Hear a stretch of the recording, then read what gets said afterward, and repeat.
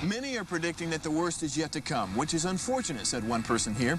Until now, they've enjoyed the reputation of being the nation's icebox. Watched a burglar in his home this morning by webcam. As a journalist of over 25 years, stories are what make my world turn. Reporting live from the Dallas newsroom tonight, Jeff Crilley, Fox 4 News. But in 2008, I took the jump from my familiar life and started a PR firm from my home. We're talking about anyone with a camcorder like the one I'm using becomes a television network. We started slowly growing the company, and we now have over 100 clients, and we've branched into the world of live digital broadcasting. I now own 8 different TV studios and have a huge team, and the stories that I now get to share are sometimes the most important of my life. Life has a funny way of coming around full circle. This is the Jeff Crilley Show. Welcome to my show. We're going to be talking about business law in this segment, and during the pandemic, obviously there's a lot of disruption, a lot of tenants are suing their landlord. You have a lot of transactions that are up in the air right now because of the pandemic. To talk about that, Casie Rivas, she's with Rivas Law. Thanks for coming on the show. Well, thanks, Jeff. I'm excited to be here. So the pandemic can be good and can be bad when it comes to business. There are, one of our clients is a bankruptcy attorney, and he's flooded, right? Right. And other people are in trouble. What's the pandemic done for your business? I actually think, and I agree, there's good and bad. I think the good thing that's come out of it is a lot of business owners have realized that their need. They've realized their contracts aren't as strong as they should be. They've realized that they aren't covered the way they thought they were. And so they're coming to me saying, okay, how do I button this up? If this were to happen again, how do I make my business stronger? How do I protect myself better? And I think that's a positive that's going to come out of this for certain. Well, I know with the shutdown, there were a lot of tenants that say to themselves, why would I pay rent if I can't get into my building because the building's shut down? Did you deal with a lot of that?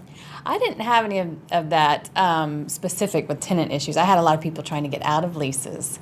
I think we were in the middle of a growth period when the pandemic hit, so there were people signing up for things, and they wanted to know how to back out. Land option, purchase options, rental agreements, lease agreements, and can I back out of this? And they're actually, some contracts are very clear. The clauses that yes, it's an act of God or a pandemic, you can get out, and some are very clear that you can't. It's all written, but it's that little clause that no one ever paid attention to until it happened. Well, you have a very diverse background. After you left law school, you had several different incarnations of your career. Why don't you take us through that? So when I first got out of law school, I was going to be a litigator. That was my goal in law school, and I graduated right around the time of tort reform. And so litigation became less popular. So I was working for a litigation firm in downtown Dallas, loved it, but wanted to get back to my hometown. So I started working for a smaller firm in Sherman, where I'm currently located. Did civil litigation with him for several years and loved it. But then I was presented with an opportunity to go in-house for a hospital system. And I am always looking for ways to improve and to grow and to learn. And that was totally different from what I'd been doing. So I took that opportunity and loved it. Loved being in-house. I loved having the business side of things with the legal and getting to be part of actually helping the business grow and succeed. It's not something lawyers get to do a lot.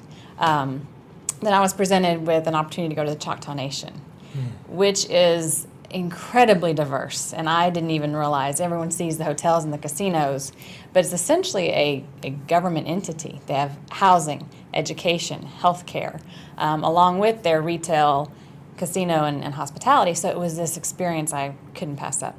Wow. So after years of in-house counsel with them, I decided I was going to take all of that, bundle it up, and bring it to the small businesses of my community.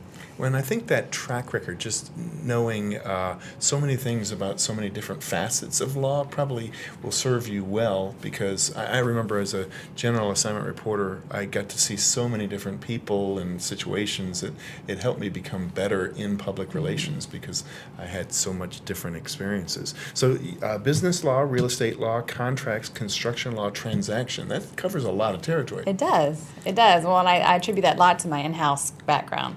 When you're in-house, you touch everything that comes across your desk, and you never know what it's going to be. And so it's very wide range of, kind of random when you're in it. It feels random. When you go to open your own firm, it's great experience. Yes. That any client can call, do you do this? And most of the time I can say, yes, I have actually done that before.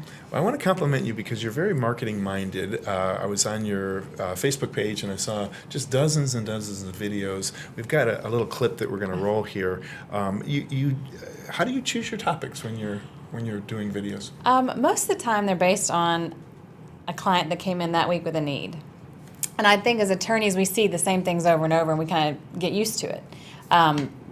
But I tried to step back and think, what needs are affecting my clients right now? What am I seeing come in this week? And that might be affecting other people too. So that's usually where I would get the topic, the subject matter. The other thing that impressed me is that you knew when you were 5 what you wanted to be when you grew up. I did. I'm just one of those lucky people. At 5 years old, this is what I wanted to do. I never had to decide. And that was the one easy part of this journey is figuring out what I wanted to actually do. So any lawyers in the family, mom, dad? I have an uncle Okay. that lives in Waco that is an attorney. But other than that, no, I'm the only one. And now my mom thinks that she never has to pay another speeding ticket. And luckily she hasn't gotten a speeding ticket in 20 years. But she thinks if she got pulled over, she'd be out of it. But What's your favorite form of law to practice? oh, I never thought I would be this nerdy. But I love contracts. And who would have thought? Like I said, I wanted to be a litigator. But there's something about getting a contract on my desk. It's like a scavenger hunt, finding what helps, finding what doesn't help, finding the loopholes, and it lights me up. I also really enjoy construction. So when you combine those two, construction and contracts, man, I'm sitting pretty. Well, I am a big fan of lawyers because if you You don't hear that very often. Thank you. when you have a lawyer in your corner, you have somebody who's paid to read those contracts. I'm the guy who just like, oh yeah, I'm sure this person is trustworthy. I'll just sign this. But there's a lot of fine print buried in those contracts. There is, and a lot of people just sign, and there are contracts that you're never going to be able to change. The Amazon terms of service are what they are, Yeah. and that's not going to change. But at least you know what's in there if you read them. It's awareness. And then there's others you'd be surprised. They will change. Dell was one I was able to actually negotiate some changes with at one point, and you wouldn't think that you would. Wow. So, it's always worth asking if it's important enough to your business. Very cool. We're going to put your website up. It's rivas.law.com. Rivas.law. Rivas.law. Is the website. Casie Rivas, thank you so much for coming on the show. Thank you. I appreciate it, Jeff. You bet. And that's it for now. We'll see you next time.